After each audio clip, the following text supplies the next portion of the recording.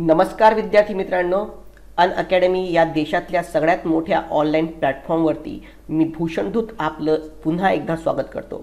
तर विद्यार्थी मित्रांनो, जसं की आपली सिरीज चालली आहे डिसिजन मेकिंगची, आपण याच्यामध्ये इन जनरल प्रश्न डिस्कस करत आहोत। डिसिजन मेकिंग हा असा पार्ट आहे जो 12.5 मार्कांना एक्झामिनेशन्समध्ये येतो, पण आपण त्याच्याकडे पूर्णतः दुर्लक्ष करतो। एक तर यात कुठलीही निगेटिव्ह मार्किंग नाही आहे, म्हणून विद्यार्थ्यांना वाटतं की काहीतरी मार्क जे आहेत ते आपल्याला मिळूनच जातील, पण तसं नाही आहे।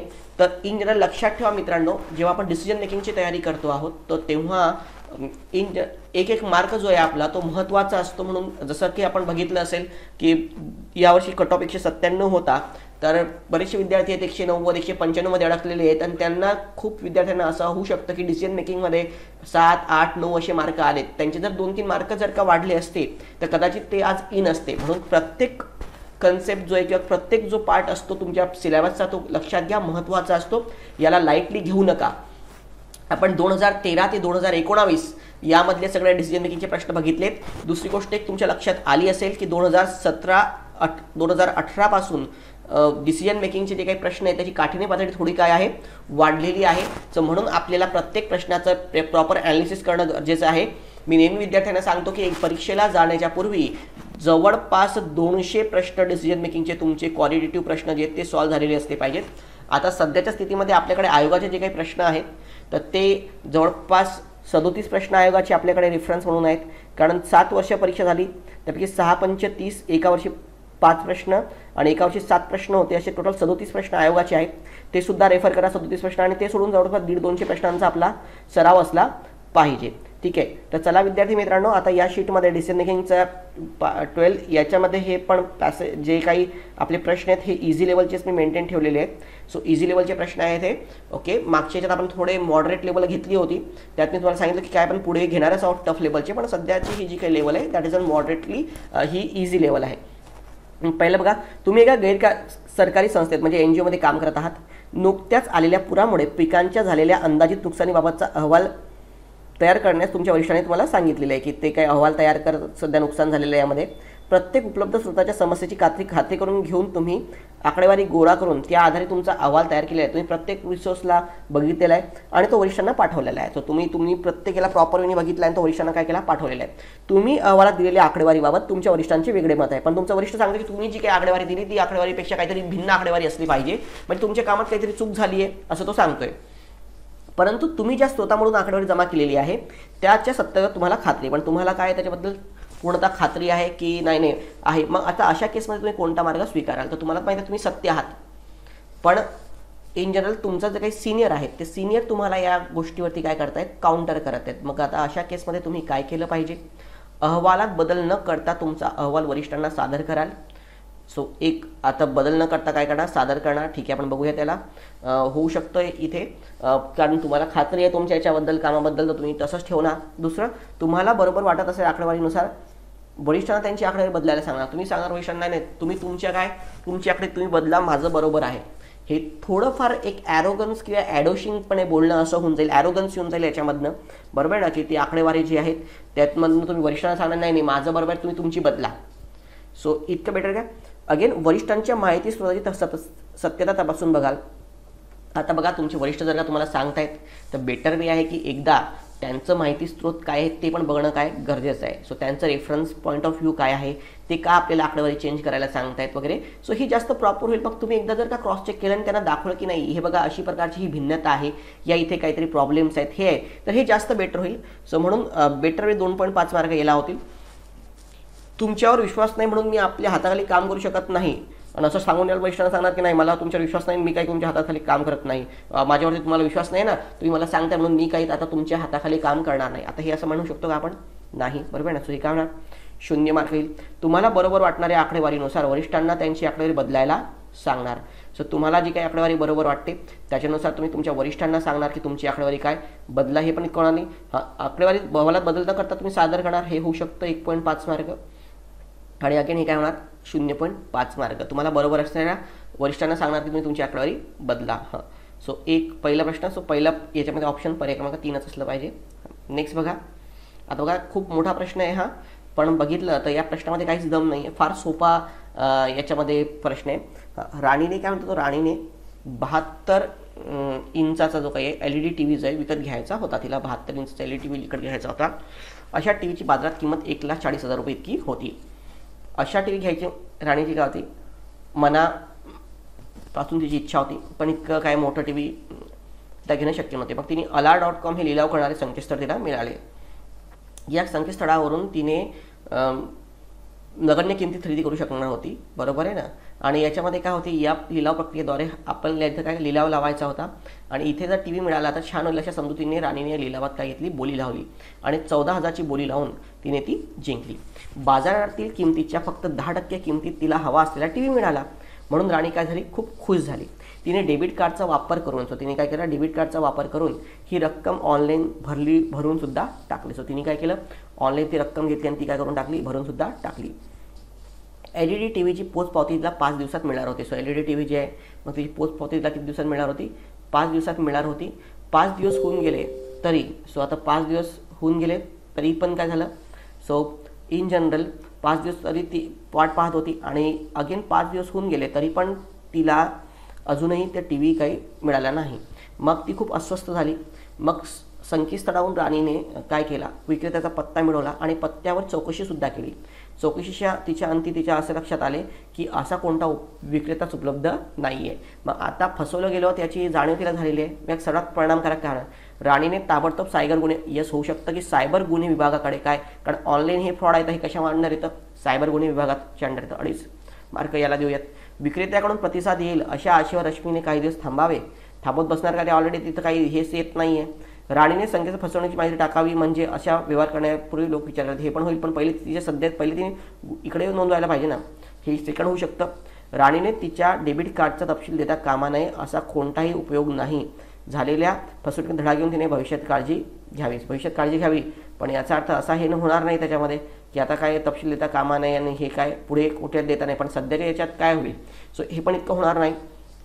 मग आता याला 1.5 मार्क्स आपण देऊयात, बरोबर आहे ना. संकेतस्थळ टाकावी. अगेन काय, याला 1.0 मार्क्स देऊयात. आता हे काय थांबवण्याचा काही संबंधच नाही की थांबण्याची काय गरज आहे यामध्ये. थांबावे असं आपण कधी म्हणू शकत नाही तिथे, ठीक आहे. म्हणून इथे उत्तर काय ना तुमचं, better way answer option number 1.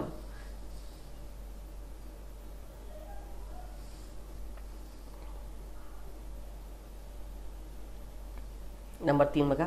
Ramesh काळे पुण्यात भाड्याच्या घरात राहत होता. तो स्वतःच्या मालकीचे फ्लॅटची स्वप्ने बघत होता. रमेश काळे तो स्वतःच्या फ्लॅटच्या मालकीची स्वप्ने बघत होता.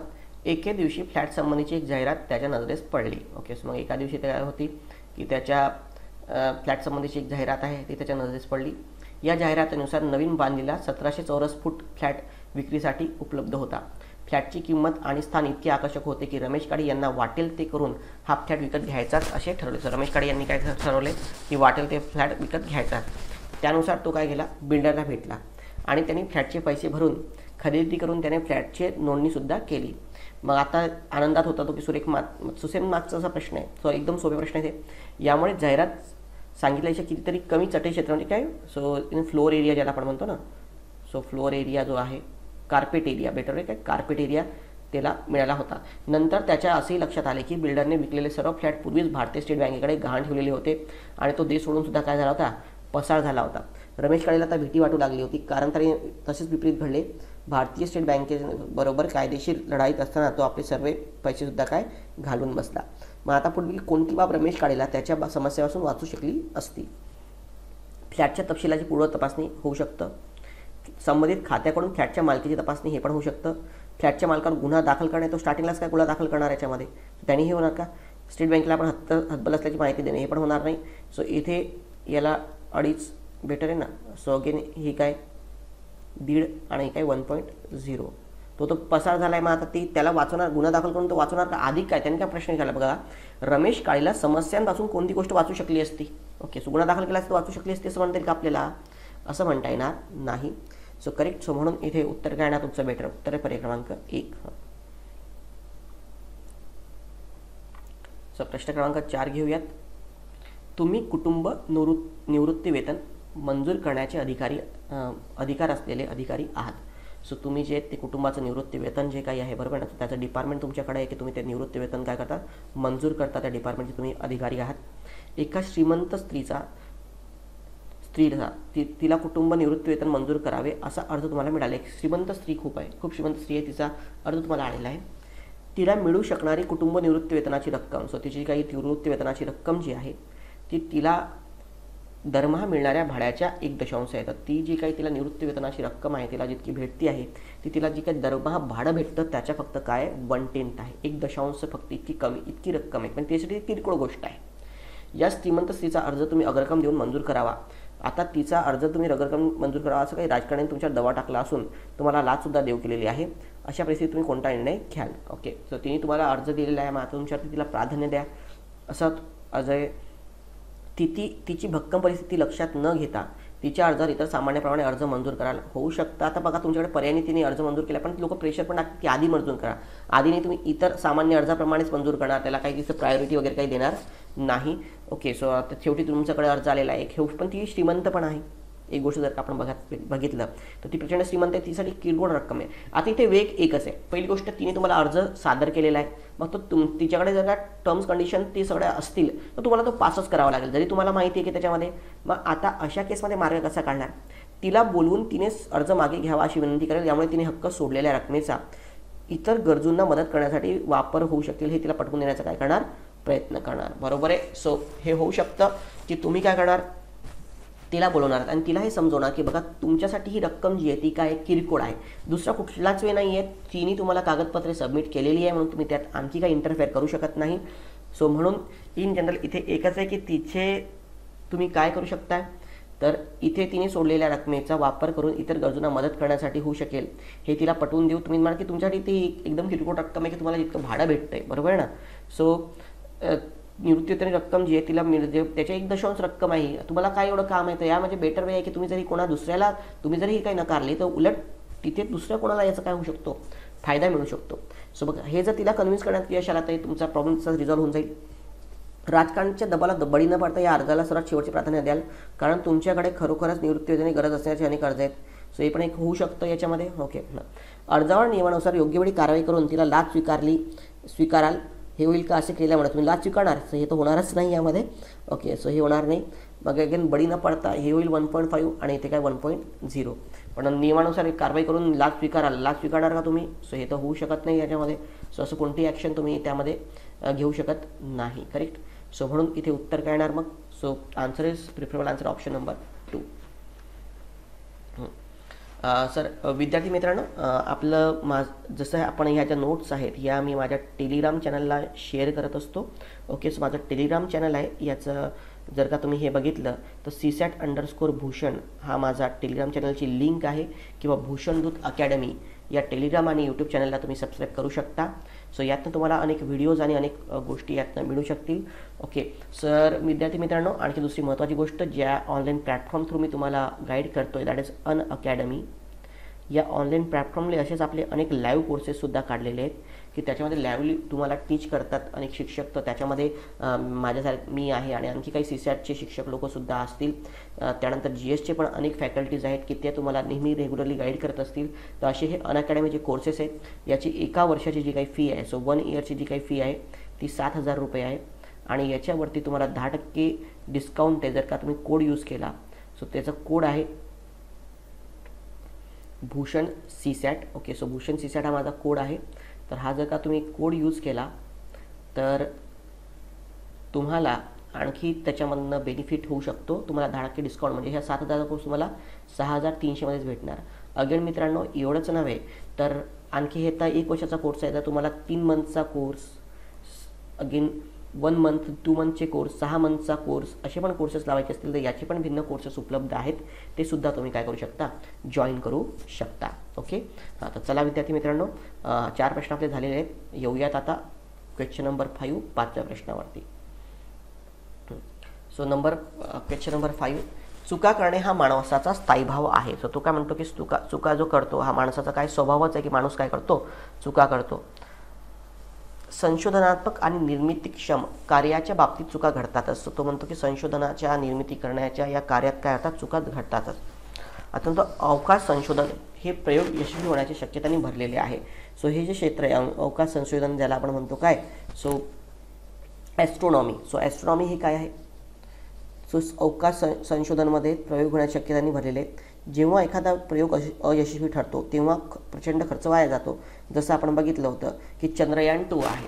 ओके, सो चंद्रयान 2 तो विक्रम लँडर आहे, तो शेवटच्या 2 मिनिटामध्ये काहीतरी त्यामध्ये हे झालं आणि तो तिथे रीच झाला नाही, तर चंद्रयान 2 पूर्ण फेल पडला. मग असे खूपदा जर का प्रोजेक्ट जेव्हा फेल पडतात तेव्हा करोडोंचं काय होतं, नुकसान होतं आणि प्रचंड पैसा वाया जातो. परंतु हाच प्रयोग जर यशस्वी झाला, पण असे प्रयोग जर का यशस्वी झाले तर ते अनेक फायदे मिळवून देतो. तर तो काय देतो, अनेक फायदे मिळवून देतो. म्हणून अवकाश संशोधन चालू ठेवणे अत्यंत महत्त्वाचे आहे. म्हणून अवकाश संशोधन जे आहे ते चालू ठेवणं काय आहे, खूप महत्त्वाचं आहे. ओके, हां, अवकाश संशोधन त्वरित राजकीय लाभ मिळवून देत नसल्याने, सो अवकाश संशोधन जे आहे ते काय देत नाही, त्वरित राजकीय लाभ मिळवून देत नाही.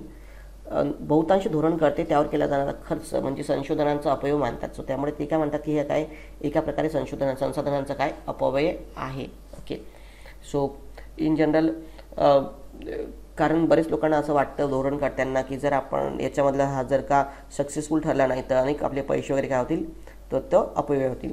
भारतात अगोदरच भारत काय हा गरीब देश आहे, भारतात अगोदरच काय संसाधने काय मर्यादित आहेत.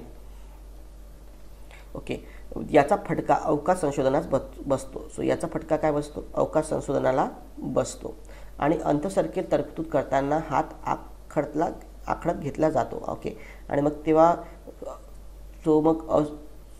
तरतूद केली जाते याच्यावरती. सो इस्रो वगैरेचं जे काही फंडिंग आपण करतो त्यामध्ये ऑलरेडी कारण याच्यामध्ये रिस्क असते म्हणून जास्त हे होत नाही त्यामध्ये. मग आता भारताचे वित्तमंत्री तुम्ही आहात.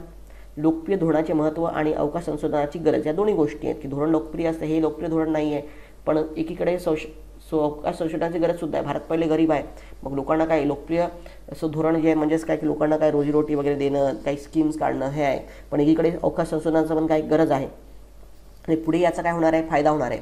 या दोन्हीमध्ये अर्थसंकल्पित तरतूद करताना तुम्ही कसा समतोल साधाल. सो तुम्ही कशाप्रकारे याच्यामध्ये समतोल साधणार, कशाप्रकारे या गोष्टी मॅनेज करणार. तुम्ही अशा अवकाश संशोधनासाठी निधी तरतूद कराल जे लोकप्रिय उपायाशी संबंधित असेल आणि जे किमान कालावधीत बहुसंख्येचा फायदा या अवकाश संशोधनाला पैसा द्यायचा आहे, पण ते जे असं आहे की ते काय लोकप्रिय उपायाशी संबंधित आहे, मग त्यातनं आपल्या लोकप्रिय धोरणाचं पण महत्त्व होऊन जाईल आणि किमान कालावधीत जास्त लोकांचा कमी पैशामध्ये आणि किमान कालावधीत काय जास्त लोकांचा काय करणार, फायदा करून घेणार. सो हे होऊ शकतं. सो बेटर वे खाजगी व्यक्ती संस्थांकडे निधी मिळवाल हे पण एक प्रायोरिटी होऊ शकते, पण ते बाहेरचं आहे. पण तुम्ही मग निधी मिळवाल तर तुम्हाला अर्थसंकल्पामध्ये काय मध्ये हे होणार, बरोबर. पण काही लोकांसाठी ते महत्त्वाचं सुद्धा आहे. सो इन जनरल मग प्रत्येक आणि खाजगी व्यक्ती आणि संस्थांकडूनच इतका मोठ्या प्रमाणात निधी मिळणं पण काय अवघड आहे. अवकाश संशोधन संस्थेला जनतेमधून निधी उभारण्यास काय द्याल, परवानगी द्याल. सो अवकाश संशोधन संस्था जी आहे, बरोबर आहे, तर त्याला सांगणार की तुम्ही जनतेमधूनच काय करा, पण हे पण मग तुमचं काय फ्यूज. तुम्ही जर असं नेहमी जसं आता कोरोनाचं डिझास्टर झालं तर PM केअर्स फंड आहे, तर तुम्ही जर लोकांना त्यांना संशोधन संस्था सांगता की तुम्ही काय करा, जनतेतून निधी जमा करा, काहीतरी प्रायव्हेट सेक्टरला सांगा किंवा लोकांना अर्ज करा, पण लोक पण किती करतील तुम्हाला सपोर्ट, याच्यामध्ये पण डाऊटफुल आहे. सो हे पण इतकं म्हणता येईल का, हे पण इतकं होणार नाही. करप्राप्त उत्पन्नावर अवकाश संशोधन अधिभार लागू करा. ओके, ठीक आहे. सो बेटर करप्राप्त उत्पन्न आहे त्याच्यावरती हे करून ती काय अवकाश संशोधन केंद्राला द्याल. फक्त जे करप्राप्त आहेत त्यांना टॅक्स लोक आहेत त्यांना ती द्याल. मग आता बेटर वे याच्यामध्ये जर का तुम्ही बघितलं तर खाजगी व्यक्ती आणि संस्थांकडून काय संशोधनासाठी निधी मिळवाल.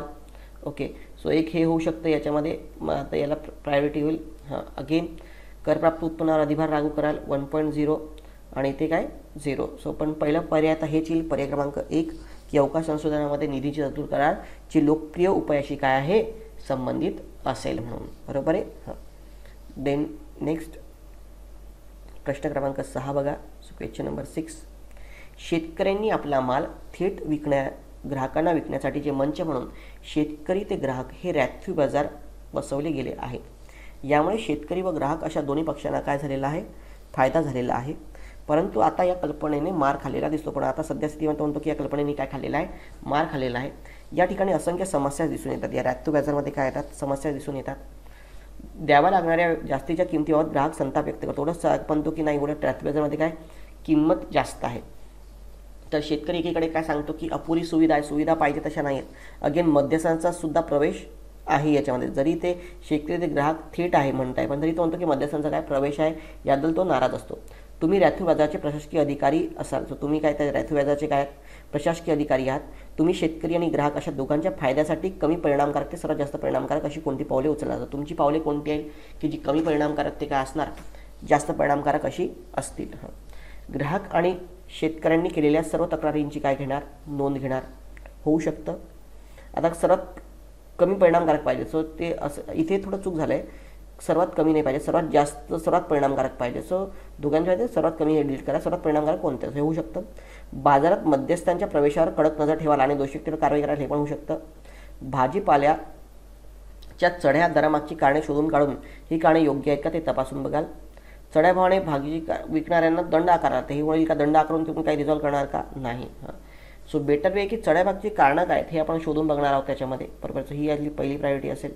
हां, अगेन बारात मध्यस्थांच्या कडक नजर ठेवाल आणि दोषी व्यक्तीवर काय कराल, कारवाई कराल. ओके. हां, मग आता अगेन सो दोषी व्यक्तीवरती कारवाई कराल हे पण होऊ शकतं. आणि हे याला 1.0 मार्क्स. सो अशा प्रकारे आपण याचं काय करू शकतो, डिस्ट्रीब्युशन करू शकतो. सो पहिले हे तुम्ही जर बघितले ते पर्यायांमध्ये 6व्याचे असे आन्सर्स येतील. ठीक आहे. हां, अगेन चला प्रश्न क्रमांक 7 घेऊयात.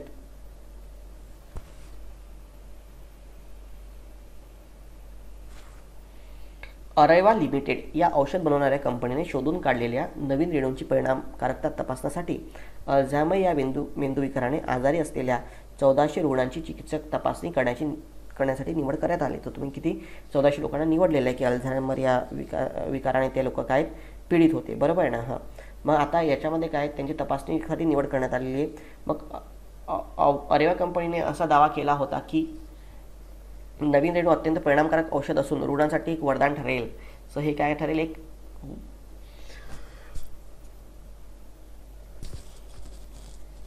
ठरेल हे औषध अल्झायमर रुग्णांना कायमस्वरूपी बरे करेल. या चाचण्या 2 टप्प्यात पूर्ण करायच्या होत्या. सो या चाचण्या 2 टप्प्यामध्ये काय पूर्ण करायच्या होत्या. पहिल्या टप्प्यात या रेणूंचा वापर 600 रुग्णांच्या गटावर करण्यात येतो. फर्स्ट याच्यामध्ये किती 600 रुग्णांच्या गटावर याचा हे केलेलं आहे. परंतु औषध रेणू दिल्यापासूनच 200 रुग्ण दगावलेले आहेत आणि 500 लोक काय, सो हे 400 पाहिजे ते, आणि 400 लोक काय कोमात गेलेत. अरेवा कंपनी गेल्या 20 वर्षाच्या कार्यकाळात पहिलीच दुर्दैवी घटना होती. तुम्ही केंद्रीय आरोग्य मंत्री आहात, अशा मोठ्यावर तुम्ही काय करणार. सो बेटर वे आहे की याच्या केसमध्ये डायरेक्ट पहिले काय करा, सो वारसदारांना नुकसान भरपाई द्यावा असा आदर. अरे पण ते वारसदारांना नुकसान द्या, पण पहिले तुम्हाला ॲक्शन घ्यावी लागेल ना स्ट्रिक्ट. काही दगडफटका झाला आहे काय शोधून काढण्यासाठी चौकशीची कमिटीची करा. अरे इथे 1-2 व्यक्ती मेले असते तुम्ही चौकशी बसवली असती. खरंच त्यामुळे झालं का, आपण इतके जर 1400 पैकी 600-700 लोकांवरती ह्या अशा गोष्टी होत आहेत तर निश्चितपणे त्यात काहीतरी दगडफटका आहेच. त्यामुळे ते शोधण्यासाठी कमिटी बैठवा आहे इतकं बेटर होईल का, नाही. अरेवा कंपनी परवाना रद्द कराल, येस. या संशोधनात समाविष्ट असलेल्या रेणूंचा शोध लावणारी कंपनीचे वरिष्ठ संशोधक आणि संचालकांना अटक करण्याचा आदेश जारी. आता तसं एक डाऊट इथे राहू शकतो की आरोग्यमंत्री काय अटकेचा हे देऊ शकतो का, म्हणजे आदेश, कारण हे गृहमंत्री देऊ शकतो, बरोबर आहे. पण याचं असं काही नाही, म्हणजे तुम्ही जर आरोग्यमंत्री गृहमंत्री थ्रू पण त्यामध्ये हे करू शकतो, म्हणजे अटक करण्याचा आदेश तर पहिलेच तुम्ही हे केल्या पाहिजे त्यामध्ये. म्हणून बेटर वे उत्तर करण्याचा कॅबिनेट मिनिस्टर आहे तो हे करेल, केंद्रीय आरोग्यमंत्री आहे. इथे काय होणार, 2.5 मार्क याला होईल. डेफिनेटली त्यांचे जे काही संशोधक आहेत त्यांच्यामुळे झालेलं आहे आणि त्याचे डायरेक्टर आहेत यांच्या निष्काळजीपणामुळे हे सगळं घडलेलं आहे. म्हणून त्यांना तुम्ही पहिले अरेस्ट करणार, नंतर काय करणार, त्यांचा परवाना काय करणार, रद्द करणार. ओके, नंतर त्यांना दुष्कर्म करण्याचे काय देणार, आदेश देणार. दगडफटका याला काय येणार, 0 मार्क येणार. उत्तर काय येईल तुमचं, पर्याय क्रमांक 4. प्रश्न क्रमांक 8 बघा. तुम्ही तुमच्या कुटुंबाबरोबर मोटारीतून महामार्गावर प्रवास करत आहात. तुम्ही स्वतः मोटार चालवू शकत नाही, तरी तुम्हाला लांब जायचे असल्याने तुम्ही बरोबर ड्रायव्हर घेतलेला आहे. वाटेत तुम्हाला एका व्यक्तीने थांबवले. ओके, सो वाटेमध्ये तुम्हाला एका व्यक्तीने थांबवले. त्या व्यक्तीच्या गाडीच्या ड्रायव्हरची तब्येत अचानक बिघडली होती आणि त्याला ताबडतोब रुग्णालयात दाखल करणे आवश्यक होते. त्या गाडीतील इतर कोणासही गाडी चालवता येत नव्हती. सर्वात जवळचे रुग्णालय विरुद्ध दिशेला 80 किमी अंतरावर होते. अशा परिस्थितीत कोणता तर्कशुद्ध निर्णय घ्याल. मग अशा परिस्थितीमध्ये तुम्ही कोणता निर्णय घेणार, त्यामध्ये तुम्ही त्या व्यक्तीची गाडी चालत त्यांना रुग्णालयात पोहोचवतो असे सुचवाल आणि त्यांच्या कुटुंबाला तुमच्या गाडीतून प्रवेश पुढे सुरू ठेवण्यास सांगाल आणि मी तुम्हाला पुढच्या टप्प्यावर गाठतो असेही सांगाल. ओके, सो इथे तुम्ही काय म्हणणार त्याला, की तुम्ही त्यांना सांगणार की सुचवाल की तुम्ही तुमच्या कुटुंबाला गाडीतून पुढे प्रवास सुरू ठेवण्यास सांगणार आणि म्हणणार की तुम्ही त्याला पुढे सांगणार. सो तुम्ही त्याला सांगणार, पण त्यापेक्षा बेटर की तुमच्या ड्रायव्हरला सांगून द्या. तुमच्या गाडीतून व्यक्तीच्या फक्त आजारी ड्रायव्हरला रुग्णालयात सोडतो असे सांगाल व त्या गाडीमध्ये इतरांना बसणे यावयास सांगाल. ह्याला काय बेटर आहे का, इतकं बसू शकणार नाही. बेटर आहे की तुम्ही तुमच्या ड्रायव्हरला त्या व्यक्तीची गाडी चालायला सांगून त्यांना रुग्णालयात पोहोचवण्यास सांगाल आणि तुम्ही ड्रायव्हिंग करत तुमच्या गाडीतून प्रवास चालू ठेवाल. हे बेटर होतं. सो याला 2.5 मार्क होतील. रुग्णाला फोन करून ताबडतोब रुग्णवाहिका पाठवण्यास सांगणार. सो हे पण तुम्हाला माहिती आहे की इथे 80 किमी अंतरावर आहे. सो जे सर्वात जवळचं रुग्णालय आहे ते आणखी येणार जाणार यात वेळ लागेल ना. सो इतकं होईल का यामध्ये, सो नाही. ओके. सो मग आता इथे याला काय होणार, सो इथे जर का तुम्ही बघितलं तर याला 1.0 होईल आणि याला काय होणार 1.5 होणार. ठीक आहे ना. हां, आणि दिस एन 0 मार्क्स. याच्यामध्ये की तुम्ही तुमच्या फक्त आधार कार्डला नेतो बाकीच्यांना नेत नाही, हे नाही, आमच्या जागा नाही आहे, सो हे बेटर होईल का नाही. सो उत्तर.